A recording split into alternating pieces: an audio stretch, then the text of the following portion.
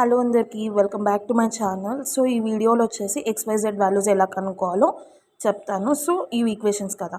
So ఏంటంటే ఇక్కడ two matrices అనేది ఈక్వల్ కాబట్టి దానికి కరెస్పాండెంట్ వాల్యూస్ కూడా ఈక్వల్ అని రాసుకోవాలి.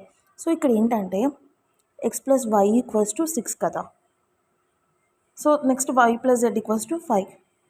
5 + z = 5. తర్వాత ఏంటి xy = 8 కదా.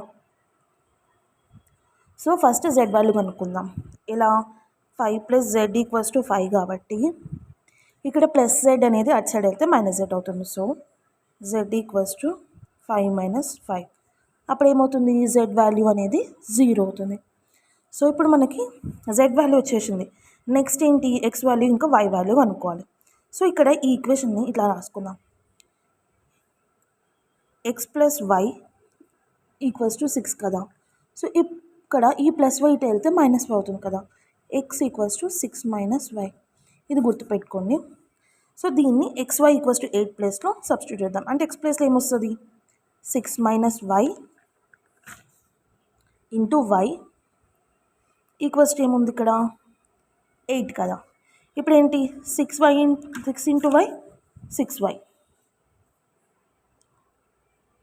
తర్వాత ఏమవుతుంది -y². సో నెక్స్ట్ వచ్చేసి 8 కదా. సో ఇప్పుడు ఈ మైనస్ అటు సైడ్ వెళ్తే ప్లస్ అవుతుంది. So y² - 6y + 8 = 0.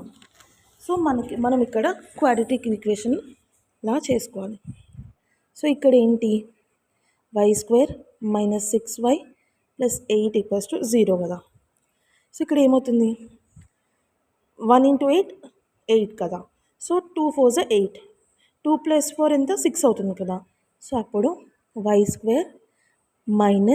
2y - 4y + 8 = 0 అవుతుంది. ఈ రెండింటి మధ్యలో y కామన్ తీస్తే y - 2, మళ్ళీ ఈ రెండింటి మధ్యలో -4 కామన్ తీస్తే y - 2 = 0.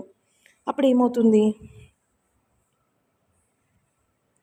y - 2 ఇంకా y - 4 = 0 అవుతుంది. అప్పుడు y = 2 4. ఈ రెండు ప్లేస్ని x దగ్గర సబ్స్టిట్యూట్ చేయాలి. సో ఇక్కడ ఏముంది మనకి x = 6 - y అని ఉంది కదా. సో x = 6 - y అయితే ఫస్ట్ ఏమొచ్చింది మనకి 6 - 2 x = 4 అవుతుంది. సో తర్వాత మళ్ళీ ఏంటి x = 6 - 4. ఇప్పుడు ఏమవుతుంది x = 2. సో ఇప్పుడు ఫైనల్గా ఏంటంటే XYZ వాల్యూస్ ఏంటంటే x ఏమో 2 4 రెండు, y కూడా 2 4, z అనేది 0. సో ఇది XYZ కనుక్కోవడానికి ప్రాసెస్.